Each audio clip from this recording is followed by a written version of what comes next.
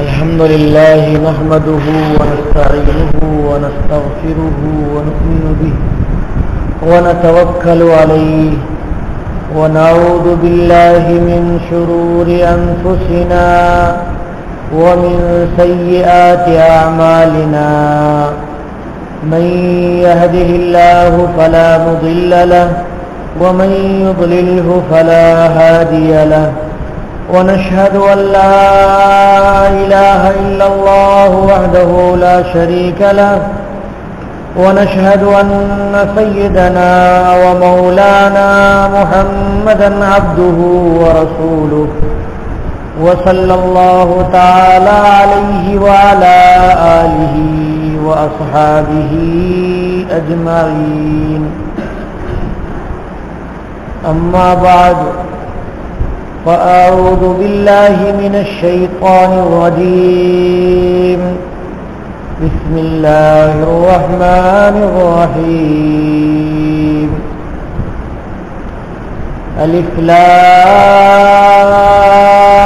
را تلك كتاب أنزلناه إليك لتخرج الناس من الظلمات إلى النور بإذن ربهم إلى صراط العزيز الحميد الله الذي له ما في السماوات وما في الأرض وويل للكافرين من عذاب شديد الذين يستحبون الحياة الدنيا على الآخرة ويصدون عن السبيل ويبغونها عوجا أولئك في ضلال بعيد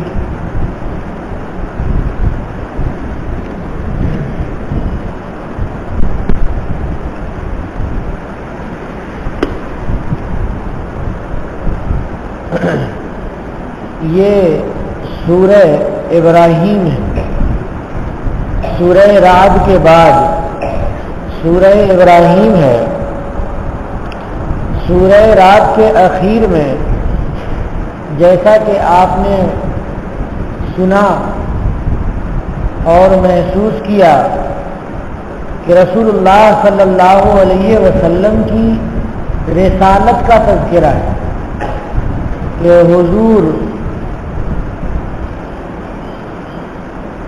حضور کو کفار کہتے ہیں کہ آپ رسول نہیں ہیں، تو اللہ تعالیٰ کہتے ہیں کہ ان سے کہہ دیجئے کہ تمہارے نہیں کہنے سے کچھ نہیں ہوتا. اصل تو گواہ اللہ تبارک و تعالیٰ ہیں، اور تھوڑی سی گواہی وہ لوگ بھی دیں گے اگر وہ سچ بولتے ہیں جو پچھلی کتاب پڑھے ہوئے ہیں. تو پچھلی کتابوں میں میرے سلسلے میں تفصیلات موجود ہیں. تو سورہ ابراہیم میں بھی جو مضمون شروع ہو رہا ہے، یہ شروع کا مضمون رسول اللہ صلی اللہ علیہ وسلم سے ہی متعلق ہے، یعنی رسالت کا مضمون ہے. پھر اس کے بعد اس صورت میں بھی گزشتہ صورت کی طرح اللہ رب العالمین کی وحدانیت کا تذکرہ ہے، یعنی توحید کے بارے میں اللہ نے ذکر کیا ہے. پھر آگے چل کر کے حضرت موسیٰ علیہ السلام کی دعوت کا تھوڑا سا تذکرہ ہے. اخیر میں حضرت ابراہیم علیہ السلام کا ذکر ہے. ابراہیم علیہ السلام نے جو اللہ تبارک و تعالیٰ سے دعائیں کی ہیں، ان دعاؤں کو اللہ تعالیٰ نے بیان فرمایا ہے. حضرت ابراہیم علیہ السلام کا قصہ بھی اس صورت میں خاص طور پر تفصیل سے بیان ہوا ہے. بہت زیادہ تفصیل نہیں، لیکن بہرحال کافی قصے کا حصہ آ گیا ہے، اس لیے اس سورت کا نام سورہ ابراہیم رکھا گیا ہے. ابراہیم علیہ السلام حضرت حضرات انبیاء کرام میں بہت اونچا مقام رکھنے والے ہیں، اور صرف ابراہیم علیہ السلام ایسے نبی ہیں کہ جن کو اللہ تبارک و تعالیٰ نے بڑی بڑی خصوصیات عنایت فرمائی ہیں۔ سب سے بڑی خصوصیت یہ ہے کہ حضرت ابراہیم علیہ السلام کے بعد قیامت تک جتنے انبیاء کرام علیہ السلام آئے سب حضرت ابراہیم علیہ السلام کی نسل کے ہیں۔ یہ ابراہیم علیہ السلام کی خوش قسمتی ہے۔ حضرت ابراہیم علیہ السلام کے لڑکے پیدا ہوئے، حضرت اسماعیل علیہ السلام، یہ بڑے لڑکے تھے، وہ بڑی تمناؤں کے بعد، بڑی دعاؤں کے بعد اور رب العالمین کی خصوصی عنایت کی وجہ سے اللہ تبارک و تعالیٰ نے ان کی گود کو بھر دیا حضرت اسماعیل علیہ السلام کے ذریعے سے۔ پھر اللہ تعالیٰ نے حضرت اسحاق علیہ السلام کو پیدا کیا۔ جتنے انبیاء کرام آئے بنی اسرائیل کے، وہ سب اسحاق علیہ السلام کی اولاد ہے۔ اسحاق علیہ السلام سے پیدا ہوئے حضرت یوسف علیہ السلام، اور پھر آگے چل کر کے حضرت موسیٰ علیہ السلام بھی انہی میں سے ہیں۔ غرض یہ کہ حضرت عیسیٰ علیہ السلام بھی بنی اسرائیل کے آخری خاتم النبیین ہیں، یعنی حضرت اسحاق علیہ السلام کی نسل میں جو نبوت کا سلسلہ چل رہا تھا اور بنی اسرائیل میں یہ سلسلہ چلا، تو بنی اسرائیل کے آخری پیغمبر حضرت عیسیٰ علیہ السلام ہیں۔ حضرت عیسیٰ کے بعد بنی اسرائیل میں کوئی نبی پیدا نہیں ہوا۔ رسول اللہ صلی اللہ علیہ وسلم حضرت اسماعیل علیہ السلام کی اولاد میں سے ہیں، یعنی حضرت ابراہیم کی جو پہلی اولاد ہے حضرت اسماعیل علیہ السلام، حضرت ابراہیم کے بڑے بیٹے حضرت اسماعیل علیہ السلام، تو ان کی نسل میں کہتے ہیں کہ درمیان میں انبیاء نہیں ہیں، صرف اخیر میں ایک نبی جو سارے انبیاء کرام کے سردار ہیں اور سارے انبیاء کرام کے امام ہیں، حضرت نبی کریم جناب محمد رسول اللہ صلی اللہ علیہ وسلم، یہ پیدا ہوئے حضرت اسماعیل علیہ السلام کی نسل میں۔ تو گویا کہ ابراہیم علیہ السلام سے پہلے جتنے انبیاء کرام آئے وہ تو مختلف نسلوں سے آئے، لیکن حضرت ابراہیم کے بعد جو انبیاء آئے وہ صرف حضرت ابراہیم علیہ السلام کی نسل سے آئے اور انہی کی اولاد میں پیدا ہوئے۔ حضرت موسیٰ علیہ السلام جب آئے تو ان کی قوم نے کیا کیا شرارتیں کی ہیں وہ قرآن پاک میں آپ نے پڑھا اور سنا ہوگا، اور نہیں سنا ہے تو سنتے رہیں گے کہ بڑی بڑی شرارتیں انہوں نے اور بڑی بڑی گستاخیاں انہوں نے انبیاء کرام علیہ السلام کے ساتھ کی۔ خود موسیٰ علیہ السلام کے ساتھ بڑی بے عزتی کا معاملہ کیا، بڑی بے عزتی کا معاملہ کیا، اتنی زیادہ بے عزتی کا معاملہ ایک آدمی اپنے کسی دشمن کے ساتھ نہیں کرتا ہے جیسا معاملہ انہوں نے کیا۔ بخاری شریف کی روایتوں میں ہے لکھا ہوا کہ حضرت موسیٰ علیہ السلام غسل کرتے تھے تو تہبند باندھ کر کے غسل کیا کرتے تھے اور ہمیشہ کپڑا پہنے ہوئے رہتے تھے، اور بنی اسرائیل یہ ننگے بھی رہتے تھے اور نہانے وہانے کے وقت میں کپڑے مکمل طور پر اتار لیا کرتے تھے، تو ان کے سطر لوگ دیکھ لیتے تھے، تو یہ لوگ کہتے تھے کہ یہ موسیٰ ہمیشہ کپڑا پہنے ہوئے رہتے ہیں اور یہ کپڑے اتارتے نہیں ہیں، تو ان کے اندر خرابی ہے، عیب ہے۔ وہ کہتے تھے کہ ان کو ادرا ہے، یعنی ان کو ہیڈروسل کی بیماری ہو گئی ہے، خشیا ان کا بڑا ہو گیا ہے، ان کو بیماری ہو گئی ہے، یہی وجہ ہے کہ یہ کپڑے پہنے ہوئے رہتے ہیں، کپڑے لپیٹے ہوئے رہتے ہیں عیب چھپانے کے، حالانکہ وہ نبی ہیں، سطر کیسے کھول سکتے تھے؟ یا ناک سے لے کر کے گھٹنے تک تو سطر ہے، کیسے کھول سکتے تھے؟ حضرت موسیٰ علیہ السلام بہت زیادہ پاکیزہ اور بڑے جو اوصاف ہونے چاہیے ایک نبی کے، ویسے حضرت موسیٰ علیہ السلام کے اوصاف ہیں۔ ان لوگوں نے حضرت موسیٰ علیہ السلام کو نبی ہونے کے باوجود اس طرح کی باتیں کہنے سے بھی یہ لوگ باز نہیں آئے. اللہ تبارک و تعالیٰ جب یہ بات بہت زیادہ بڑھ گئی تو اب وہ ہے تو موسیٰ علیہ السلام جہاں بھی جائیں تو شرمندگی ہو، جہاں بھی جائیں تو لوگ اسی قسم کی باتیں کرنے لگے. ان کی دین کی بات تو سنتے نہیں تھے اور اسی طرح کی عیب کی باتیں کرنے لگتے تھے. تو اللہ تبارک و تعالیٰ نے اس الزام سے بھی موسیٰ علیہ السلام کو بری قرار دیا کہ موسیٰ علیہ السلام ندی میں نہانے کے لیے گئے. تو نہانے کے لیے گئے تو آدمی جو کپڑے ہوتے ہیں کپڑے اتار کر کے رکھ دیتا ہے اور چھوٹا کپڑا پہن کر کے اور ندی میں اترتا ہے. تو موسیٰ علیہ السلام بھی ایسے ہی اترے. اب دیکھا کہ موسیٰ علیہ السلام کے پاس کی لاٹھی تھی اور ایک پتھر تھا. اس پتھر پہ موسیٰ علیہ السلام نے اپنے کپڑے رکھ دیے اور لاٹھی بھی رکھ دی اور گئے نہانے کے لیے. جو نہا کر کے نکل رہے ہیں موسیٰ علیہ السلام تو یہ پتھر کپڑا لے کر کے بھاگ گیا. اب موسیٰ علیہ السلام دوڑے، سعودی حجر اے پتھر کپڑا دے دے، پتھر کپڑا دے دے، کہاں لے کے بھاگ رہا ہے. یہاں تک کہ وہ پتھر بھاگا بنی اسرائیل کی مجلس میں جہاں پہ وہ لوگ بیٹھے ہوئے تھے کچھ لوگ وہاں چلا گیا. تو وہاں موسیٰ علیہ السلام نے دوڑا کے کپڑا پکڑا اور پھر کپڑا پہنا. تو ان لوگوں نے موسیٰ علیہ السلام کو دیکھ لیا اپنی نگاہوں سے کہ ان کے ہیڈروفیل کی بیماری نہیں ہے، خشیہ کی بیماری نہیں ہے اور ان کو ادرا نہیں ہے.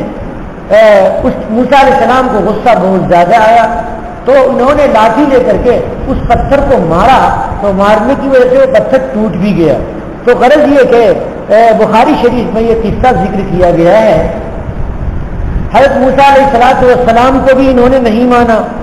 اب موسیٰ علیہ السلام کے اوپر چند لوگ ایمان لانے والے تھے، رخصت ہو گئے، موسیٰ علیہ السلام چلے گئے اس دنیا سے. تو بہت ساری خرابیاں ان ایمان لانے والوں میں بھی بہت بڑی بڑی خرابیاں پیدا ہو گئی.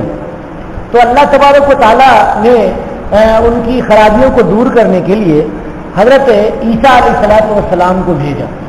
حضرت عیسیٰ علیہ السلام یہ بنی اسرائیل کے اندر جو خرابیاں تھیں ان خرابیوں کو دور کرنے کے لیے تشریف لائے تھے، ان کی اصلاح کرنے کے لیے تشریف لائے تھے. اور اللہ تبارک و تعالیٰ نے حضرت عیسیٰ علیہ السلام کو انجیل عطا کی تھی، کتاب اللہ بھی لے کر کے آئے تھے وہ. اب حضرت عیسیٰ علیہ السلام ان کو بتا رہے ہیں کہ میں اللہ کا نبی ہوں. تو یہ لوگ مذاق کر رہے ہیں اور یہ کہتے ہیں کہ یہ تو بغیر باپ کے پیدا ہوا، یعنی حضرت مریم کے سے ہی پیدا ہوئے. اللہ تبارک و تعالیٰ نے خصوصی قدرت سے ان کو پیدا کیا، اس لیے پیدا کیا کہ انسان کے پیدا ہونے کی کئی طریقے کئی صورتیں ہیں. ایک تو یہ ہے کہ ماں باپ دونوں ہوں اور انسان پیدا ہو. تو اللہ تعالیٰ نے یہی نظام دنیا میں رکھ رکھا ہے کہ ماں باپ دونوں ہوتے ہیں، انسان پیدا ہوتا ہے. ایک طریقہ یہ ہے کہ باپ ہو اور ماں نہ ہو اور پھر انسان پیدا ہو. جیسے حضرت حوا علیہ السلام ہے کہ یہ جو پیدا ہوئی ہیں حضرت آدم علیہ السلام سے پیدا ہوئی ہیں. آدم علیہ السلام تو مرد ہیں. حضرت آدم علیہ السلام کی پچھلی سے کہتے ہیں کہ پیدا کیا، یا بعض روایتوں کے مطابق آدم علیہ السلام کی مٹی میں سے کچھ مٹی جو بچ گئی تھی اس سے اللہ تبارک و تعالیٰ نے حضرت حوا کو پیدا کیا. غرض یہ کہ بغیر باپ کے حضرت حوا کو پیدا کیا اور بغیر ماں باپ کے حضرت آدم علیہ السلام کو پیدا کیا. تو آپ بتائیے سارے انسانوں کو اللہ ماں باپ کے ذریعے پیدا کرتے ہیں، لیکن حضرت آدم علیہ السلام کو اللہ تعالیٰ نے بغیر ماں باپ کے پیدا کیا. دو شکلیں ہو رہی.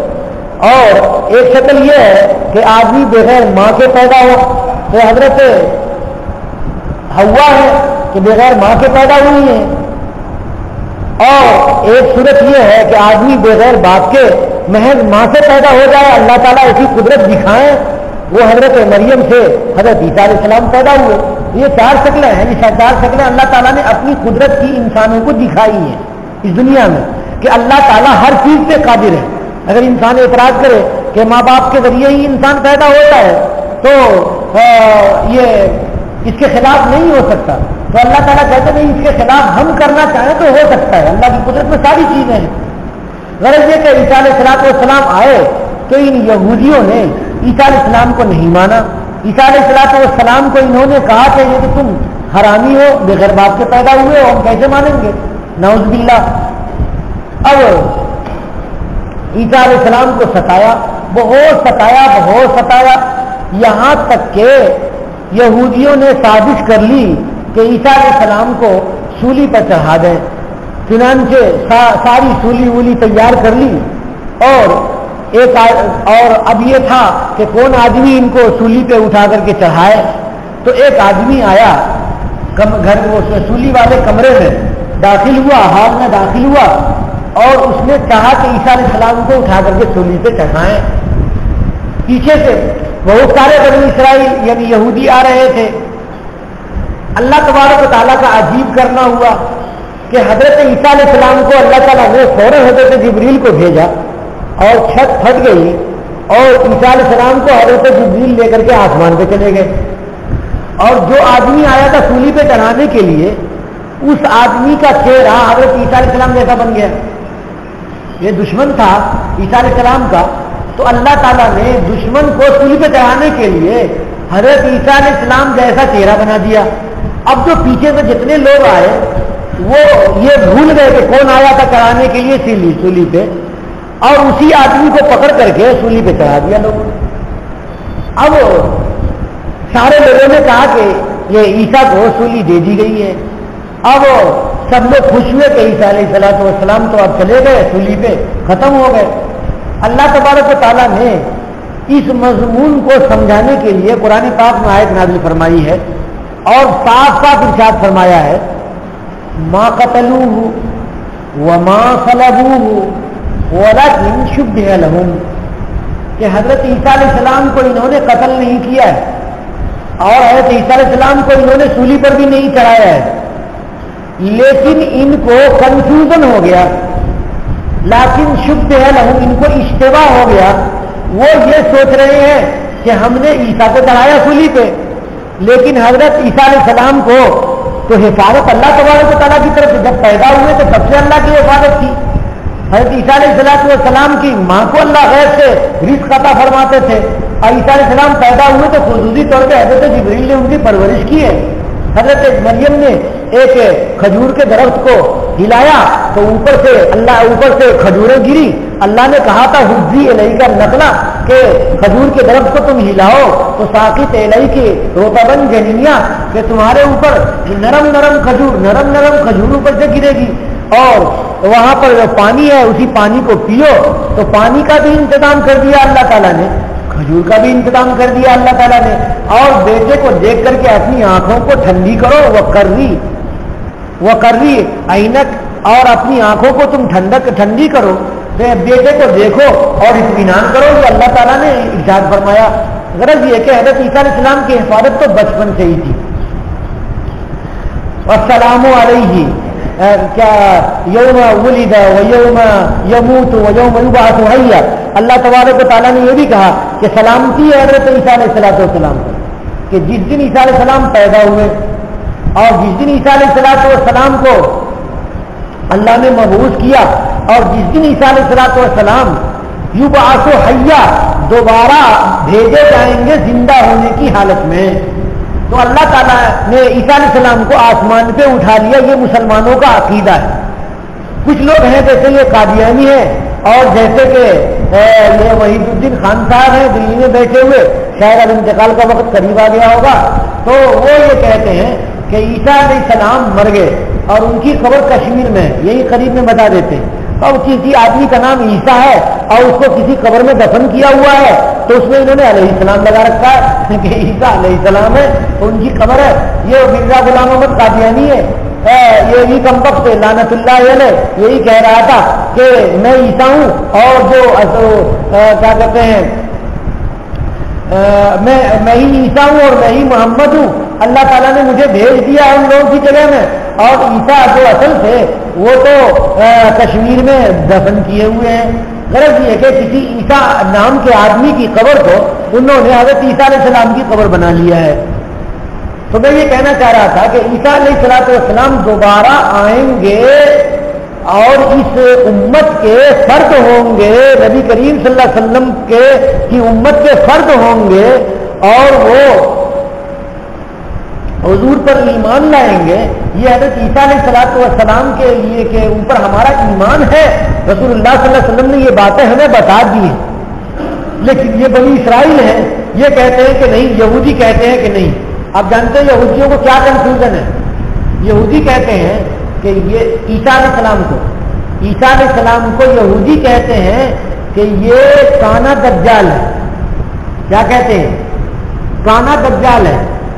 وہ دجال جس کو ہم لوگ دجال کہتے ہیں، وہ حضرت عیسیٰ علیہ السلام کو کانا دجال کہتے ہیں، اور یعنی مسیح دجال کہتے ہیں. اور جو دجال آنے والا ہے قیامت کے قریب وہ نکلے گا، اس کو یہ لوگ یعنی یہودی مسیح ہدایت کہتے ہیں. یعنی وہ کہتے ہیں کہ عیسیٰ مسیح وہ بعد میں آئیں گے، وہ مسیح ہدایت ہیں، اور یہ جو آئے ہوئے ہیں یہ دجال ہے، نعوذ باللہ. یہ یہودیوں نے کر رکھا ہے. یہی وجہ ہے کہ جو لوگ بہت زیادہ انگریزی پڑھتے ہیں اور انگریزوں کی کتابیں بھی پڑھ لیتے ہیں، گمراہی کی کتابیں بھی پڑھتے رہتے ہیں، وہ لوگ ایک بات جانتے ہیں.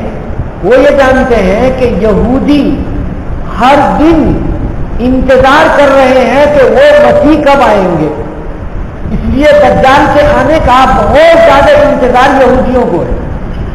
اور مسلمان کہتے ہیں کہ اے اللہ دجال کے فتنے سے ہمیں بچائے رکھ. مسلمانوں کا ایمان ہے کہ وہ جو آنے والا ہے وہ گمراہ کرنے والا ہے، اور یہودی کہتے ہیں کہ وہ جو آنے والا ہے وہ ہدایت دینے والا ہے. یہی ہمارے اور یہودیوں کے عقیدے میں فرق ہے کہ وہ کہتے ہیں کہ وہ جو آنے والا ہے، یہودی کہتے ہیں کہ وہ جو آنے والا ہے دجال وہ ہدایت دینے والا ہے، اور حضرت عیسیٰ علیہ السلام کو کہتے ہیں کہ یہ گمراہ دجال ہے. اور ہم لوگ یوں کہتے ہیں کہ حضرت عیسیٰ علیہ السلام تو اللہ کے پیغمبر، اللہ کے نبی ہیں. اللہ تعالیٰ نے ان کو آسمان پہ اٹھایا ہے اور پھر دوبارہ مبعوث کریں گے، بھیجیں گے. اور جو دجال آنے والا ہے وہ ضال ہے، مضل ہے، وہ خود گمراہ ہے اور گمراہ کرنے والا ہے.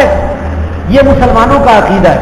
تو یہودیوں نے عیسائیوں کو بہت زیادہ تنگ کیا اور عیسائیت کو بگاڑ دیا. بہت زیادہ بگاڑ پیدا کرنے والے عیسائیوں میں یہ یہودی ہیں. یہودی نہیں، یہودی عیسائی کے دشمن ہیں. آپ سوچیں گے دوست ہیں، نہیں، وہ صرف ایک جگہ دوست ہو جاتے ہیں. جب مسلمانوں کے خلاف ہونا ہوتا ہے تو یہودی عیسائی ایک ہو جاتے ہیں، اور بقیہ دوسری جگہوں میں یہودیوں میں عیسائیوں میں سخت اختلاف رہتا ہے. وہ دونوں ایک جگہ نہیں ہو سکتے. اس طرح سے صرف مسلمانوں کے خلاف رہنے میں وہ ایک جگہ ہے. تو میں یہ بتا رہا تھا کہ حضرت عیسیٰ علیہ السلام کو اللہ نے بنی اسرائیل کا آخری نبی بنایا، خاتم النبیین بنایا، اور جناب محمد رسول اللہ صلی اللہ علیہ وسلم کو سارے پیغمبروں کا خاتم بنایا، آخری پیغمبر بنایا اللہ تعالیٰ نے. اور اللہ تعالیٰ نے قرآن پاک میں ارشاد فرمایا نبی کریم صلی اللہ علیہ وسلم کو خاص طور سے الف لام را، اس کے معنی تو اللہ تعالیٰ ہی کو معلوم ہے، دوسرا کوئی بتا نہیں سکتا ہے. کتاب انزلناہ الیک، اے نبی میں نے آپ کے پاس ایک کتاب بھیجی ہے. کون سی کتاب؟ یہ قرآن پاک. یہ کتاب میں نے بھیجی ہے آپ کے پاس. لتخرج الناس من الظلمات الی النور، تاکہ آپ لوگوں کو تاریکیوں سے روشنی کی طرف وہ لے جائیے. بہت ساری تاریکیوں سے نکال کر کے ایک روشنی کی طرف لے جائیے. ظلمات جمع ہے ظلمتن کی، یعنی کفر کی بہت ساری قسمیں ہیں، ان ساری قسموں سے وہ چھوڑوا دیجیے، ان کو نور کی طرف لے جائیے. اور نور ایک ہے، وہ نور ہدایت ہے، نور اسلام ہے. یعنی یہ کتاب اللہ تعالیٰ نے جو بھیجا ہے یہ نور بنا کر کے بھیجا ہے. تو یہاں پر اللہ تبارک و تعالیٰ کا تذکرہ ہے، یعنی یہ کتاب اللہ کی بھیجی ہوئی ہے. اور کس کے اوپر بھیجی ہوئی ہے؟ رسول اللہ صلی اللہ علیہ وسلم کے پاس کے اوپر بھیجی ہوئی ہے. اور اللہ کے رسول کو خصوصی طور پہ اللہ تبارک و تعالیٰ خطاب فرما رہے ہیں. اس سے اندازہ ہوتا ہے رسول اللہ صلی اللہ علیہ وسلم کے مقام و مرتبے کا. تو اس صورت کے ابتدا میں گویا کہ رسول اللہ صلی اللہ علیہ وسلم کو خاص طور پر اللہ تبارک و تعالیٰ نے خطاب فرمایا ہے. پھر یہ بات ہے کہ اللہ کے نبی صلی اللہ علیہ وسلم جو گمراہی سے اسلام کی طرف، ہدایت کی طرف، گمراہی سے ہدایت کی طرف اور کفر سے اسلام کی طرف لوگوں کو بلاتے ہیں، وہ اپنی مرضی سے بلاتے ہیں یا اللہ تبارک و تعالیٰ کا حکم ہے؟ تو فرما رہے ہیں بِإِذْنِ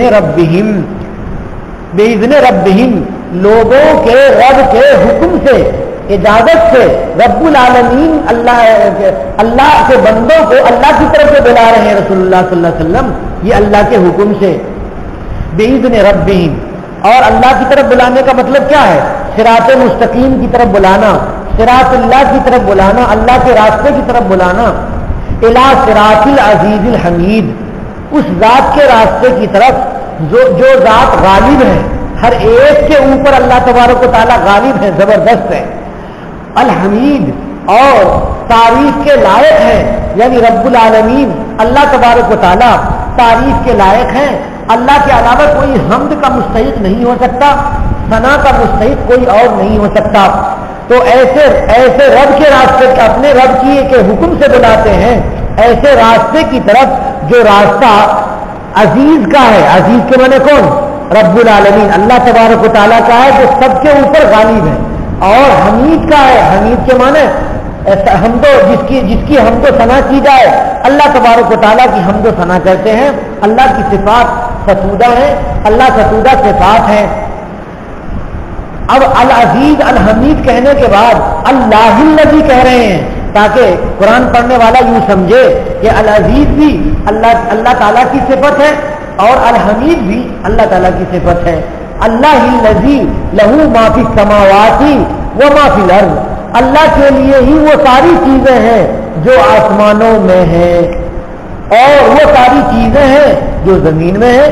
اللہ تبارک و تعالیٰ کی ملکیت ہے ساری چیزیں، چاہے وہ آسمانوں کی ہو، ساتوں آسمانوں کی ہو، یا یہ کہ زمین کی ہو، ساری چیزوں کو رب العالمین نے اپنے قبضے قدرت میں رکھ رکھا ہے۔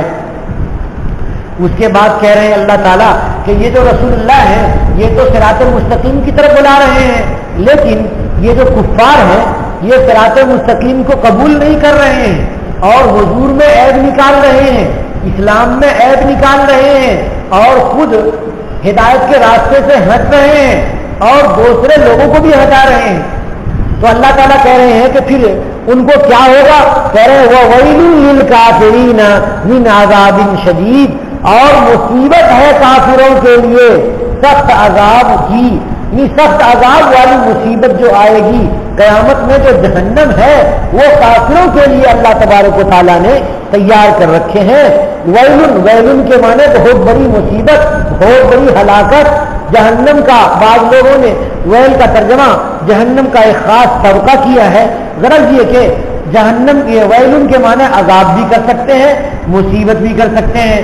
حضرت شیخ الہند علیہ الرحمہ نے ویلن کا ترجمہ مصیبت کیا ہے، اور یہ غالباً حضرت شاہ عبد القادر صاحب رحمۃ اللہ علیہ کا ترجمہ ہے۔ حضرت شاہ ولی اللہ صاحب رحمۃ اللہ علیہ کے جو بیٹے ہیں انہوں نے سب سے پہلے قرآن پاک کا ترجمہ اردو زبان میں کیا تھا۔ تو ویل للکافرین، اور مصیبت ہے کافروں کے لیے عذاب شدید کی۔ عذاب شدید والی جو مصیبت ہے یہ کافروں کے لیے، مسلمانوں کے لیے نہیں ہے۔ مسلمانوں کے لیے اگر توبہ کر لیا تو معاف، اور نہیں کیا تو جتنے گناہ کیے ہیں ان کی سزا تو ہوگی، اور اس کے بعد اللہ تبارک و تعالیٰ معاف فرما دیں گے، جنت عنایت فرما دیں گے۔ لیکن عذاب شدید یہ صرف کافروں کے لیے ہے۔ الذین یستحبون الحیات الدنیا علی الآخرۃ ویصدون عن سبیل اللہ ویبغونہا عوجا۔ کافر یہ جو کفار ہیں ان کو سزا کیوں ہوگی؟ اب عام آدمی سوچے گا کہ ہم مسلمان ہیں، اللہ تعالیٰ ہمیں جنت دے رہے ہیں، اور وہ کافر ہے اللہ ان کو جہنم دے رہے ہیں، تو کیا ویسے ہی کافروں کو کی کوئی غلطی ولطی نہیں ہے؟ ویسے اللہ تعالیٰ جہنم میں ڈھکیل دے رہے ہیں یا ان کی کوئی غلطی ہے؟ تو اللہ تبارک و تعالیٰ کہہ رہے ہیں یہاں پر کہ کافروں کی 3 غلطی ہیں۔ کتنی غلطیاں ہیں کافروں کی؟ 3 غلطیاں ہیں۔ الذین یستحبون الحیات الدنیا علی الآخرۃ، کافر کی سب سے پہلی غلطی یہ ہے کہ یہ لوگ ایسے ہیں جو دنیاوی زندگی کو آخرت کے مقابلے میں پسند کرتے ہیں۔ وہ کہتے ہیں دنیا ہی سب کچھ ہے، یہی کما لو، یہی مزے لے لو، یہی لطف اٹھا لو، یہی سب کچھ ہے۔ اور مومن یہ نہیں کہتا ہے، مومن کہتا ہے کہ نہیں، کر لے جو کرنا ہے آخر موت ہے، کہ دنیا میں جو تم کر رہے ہو یہ تو تم اپنے اختیار سے کرتے چلے جا رہے ہو، لیکن آخر میں موت ہے۔ اے مسلمان، تم یاد رکھو اور موت کی تیاری کر لو اور موت سے پہلے توبہ کر لو، ورنہ تو اللہ تبارک و تعالیٰ معاف نہیں کریں گے۔ اور دنیا میں مسلمان چاہے کتنے ہی آرام و راحت میں ہے، کتنے ہی پیسے میں ہے، کتنے ہی عزت میں ہے، لیکن اس کا ایمان ہے کہ آخرت کا مزہ اس سے زیادہ ہوگا، آخرت کی دولت اس سے زیادہ ہوگی اور آخرت کا لطف اس سے زیادہ ہوگا۔ یہ مسلمانوں کا عقیدہ ہے۔ تو کہہ رہے کافر ہیں جو دنیا ہی کو خوب پسند کرتے ہیں، آخرت کو چھوڑ دیتے ہیں، آخرت کے مقابلے میں کہتے ہیں یہی سب سے بہت اچھی چیز ہے، بہت مزے کی چیز ہے۔ دوسری غلطی جو ہے وہ یصدون عن سبیل اللہ، اور دوسرے لوگوں کو بھی اللہ کے راستے سے روکتے ہیں۔ یہ کفار کہتے ہیں کہ مسلمانوں کو کہ تم ہماری طرح ہو جاؤ، ہم بتوں کی پوجا کرتے ہیں، تم بھی ہمارے جیسے ہو جاؤ۔ یا یہ کہ ایک طرف تو ایمان والوں کی دعوت چل رہی ہے کہ وہ اللہ کے بندوں کو اللہ کی طرف بلاتے ہیں، اور جو ایمان والے نہیں ہیں ان کو ایمان کی طرف بلاتے ہیں۔ لیکن یہ جو کفار ہیں یہ لوگوں کو کہتے ہیں کہ مت ماننا، مسلمان مت ہونا، ایمان نہ لانا، قرآن کو مت ماننا، محمد کی تعریف مت کرنا، ان کو رسول نہیں ماننا۔ اس طرح سے وہ رکاوٹ پیدا کرتے ہیں۔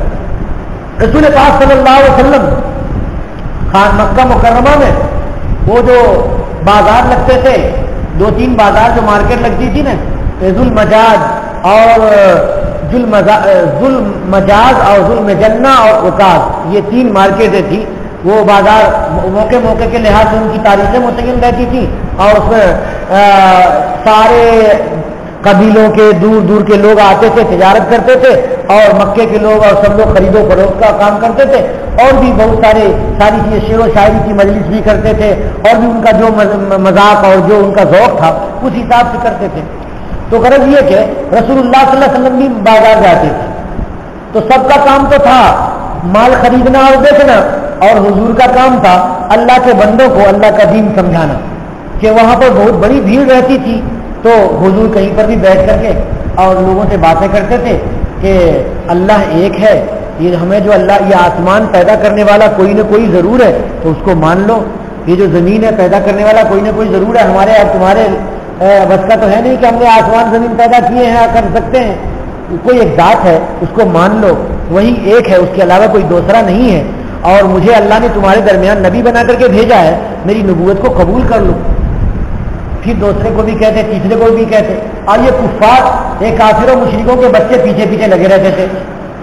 وہ جا کے کہتے ارے محمد نے کیا کہا تم کو؟ تو کہا ایسا ایسا کہا ہے، مت ماننا اس کو، مت ماننا ان کو، یہ گمراہ ہو گیا ہے، تابی ہو گیا ہے، دین اپنے آباء و اجداد کے دین کو چھوڑ چکا ہے، اب آدمی بھٹک گیا۔ پھر حضور آگے بڑھے، پیچھے پیچھے وہ سب کر رہے ہیں۔ تو غرض یہ کہ لوگ بھی حضور کے پیچھے پیچھے لگے ہوئے رہتے تھے لوگوں کو گمراہ کرنے کے لیے، جہاں حضور دعوت پہنچاتے تھے وہاں لوگ گمراہی پہنچاتے تھے۔ تو اللہ کہتے ہیں وَيَصُدُّونَ عَن سَبِيلِ اللَّهِ، یہ لوگ اللہ کے راستے سے روکتے ہیں۔ کافر کی دوسری صفت۔ تیسری صفت کیا ہے؟ وَيَبْغُونَهَا عِوَجًا، اور اللہ کے راستے میں کبھی تلاشتے ہیں، اعتراض کرتے ہیں، اور اللہ کا سیدھا صراط مستقیم ہے، مگر وہ کہتے ہیں کہ نہیں یہ صراط مستقیم نہیں ہے، اور بہت سارے اعتراضات کرتے ہیں، یہ جو نبی ہے یہ نبی صحیح نہیں ہے، یہ جو کتاب ہے یہ کتاب صحیح نہیں ہے، اس میں ہمارے بتوں کی خرابی بیان کی گئی ہے، تو کیسے یہ کتاب صحیح ہوگی؟ یہ جو اسلام آیا، ایمان آیا، تو اس میں تو بھائی بھائی میں جھگڑا پیدا کر رکھا ہے، اور گھر گھر میں لوگ آپس میں لڑ رہے ہیں، تو لڑنے لڑانے والا مذہب حق ہو سکتا ہے؟ اس طرح کی باتیں وہ کیا کرتے تھے، لوگوں کو الٹی سلٹی باتیں سمجھاتے تھے۔ تو اللہ کہتے ہیں یبغونہا عوجا، اور یہ لوگ اللہ کے راستے میں یعنی صراط مستقیم میں کجی کے معنی ٹیڑھا پن تلاش رہے ہیں۔ تو یہ 3 خرابی ہے اس کے اندر، دیکھ لیا نا۔ پہلی خرابی کیا تھی؟ سو گئے سارے لوگ کیا؟ پہلی خرابی کیا تھی؟ پہلی خرابی یہ تھی کہ دنیا کو پسند کرتے ہیں اور آخرت کو پسند نہیں کرتے ہیں۔ اور دوسری خرابی کیا تھی؟ اللہ کے راستے سے اللہ کے بندوں کو روکتے ہیں۔ اور تیسری خرابی کیا تھی؟ کہ اللہ کے صراط مستقیم میں اعتراض پیدا کرتے ہیں، اسلام کے خلاف وہ اعتراض کرتے ہیں اور کہتے ہیں کہ اسلام صحیح مذہب نہیں ہے، وہ یبغونہا عوجا، اور اللہ کے راستے میں وہ ٹیڑھا پن تلاش رہے ہیں، یعنی صراط مستقیم کو وہ سیدھا راستہ نہیں بتاتے، ٹیڑھا راستہ کہتے ہیں۔ تو ان خرابیوں کی وجہ سے ان کو سخت ترین مصیبت ان کے اوپر آئے گی قیامت کے دن، ویل للکافرین۔ پھر اللہ کہہ رہے ہیں اولئک فی ضلال بعید، یہ سب دور کی گمراہی میں پڑ گئے ہیں، اتنی دور چلے گئے ہیں گمراہی میں کہ یہ دوبارہ لوٹ کر کے ہدایت میں نہیں آ سکتے۔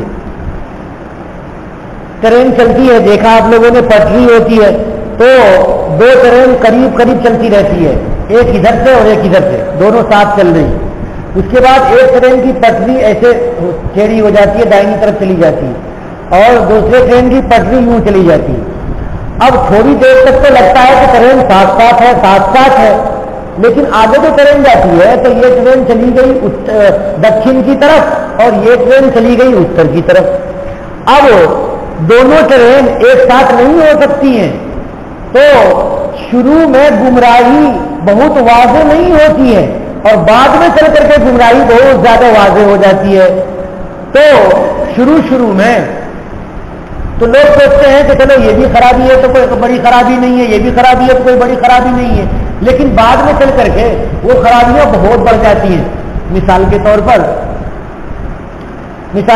پر حضرت نوح علیہ السلام کے زمانے ہی میں لوگ ایسا کرتے تھے کہ کسی آدمی کا انتقال ہو گیا تو اس کی شکل پتھر میں بناتے تھے کھود کر کے، اور اس کو اپنے گھر میں رکھتے تھے کہ یہ فلاں آدمی کی تصویر ہے۔ کاہے رکھتے تھے؟ محبت میں رکھتے تھے، تو یہ کوئی خاص بات نہیں تھی، بنا کر کے رکھ رہے ہیں۔ اب ہوتے جب اگلی اور بھی نسل آگے گئی تو یہ کون ہے؟ تو تمہارے دادا کے دادا ہیں۔ اچھا ہمارے دادا کے دادا ہیں، تو ان کو تھوڑا سا رنگ چپ بھی کر دیتے ہیں، تو اس کے رنگ بھی بنا دیے تو اور بھی نکھر گیا۔ اب اس کے بعد تھوڑا اور بڑھ گیا تو عید ہم لوگ کرتے ہیں، تو اس موقع سے ہم لوگ اچھے اچھے کپڑے پہنتے ہیں، اچھی چیزیں کھاتے ہیں، تو ان کو بھی تھوڑا پھول پہنا دیتے تو پھول بھی پہنا دیا۔ یہ شروع میں تو ایسی ہی بات تھی۔ اب اس کے بعد شیطان کو موقع مل گیا کہ ارے یہ جو تمہارے باپ دادا ہیں ان کو تم محبت بھی تو دو، تو کیسے محبت دینا؟ تھوڑا چون چاٹ لو، ان کو بوسے دے دو، تو جا کر کے ان کو بوسے بھی دے دیا۔ اب اتنے بڑے باپ تمہارے گزرے ہیں، ان کے سامنے تھوڑا سا ان کا احترام بھی کرو۔ تو کیسے احترام ہوتا ہے؟ تو شیطان نے کہا تم بادشاہ کے دربار میں جاتے ہو تو جھکتے ہو، تو یہاں بھی تھوڑا سا جھک جاؤ۔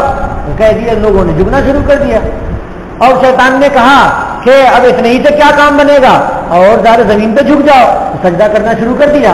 اب ہو گیا یہ سجدہ تو تعظیم کے لیے تھا۔ تھوڑے دن کے بعد شیطان آیا اور کہا کہاں مسجد جا کر کے تم سجدہ کر رہے ہو قبلے کی طرف رخ کر کے؟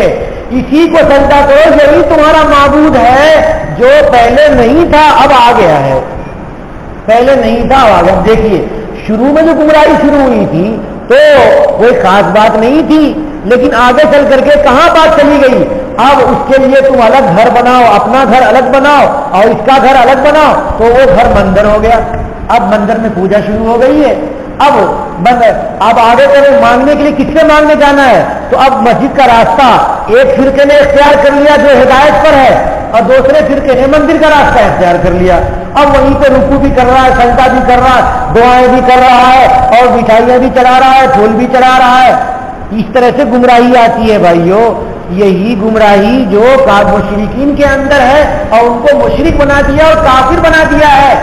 آج جو گمراہی ہمارے مسلمانوں میں قبروں کی جو شروع ہوئی ہے، شروع نہیں ہوئی ہے، بہت دن سے چل رہی ہے کہ قبروں کو وہ پہلے گھیر دیتے ہیں، پتھر کا بنا لیتے ہیں، پھر چادر بچھا دیتے ہیں، خوشبو ڈال دیتے ہیں، اگر بتی جلا دیتے ہیں، موم بتی جلا دیتے ہیں، تو لوگ جا کر کے وہاں فاتحہ پڑھ لیتے ہیں، ٹھیک ہے، لیکن آگے کیا کرتے ہیں؟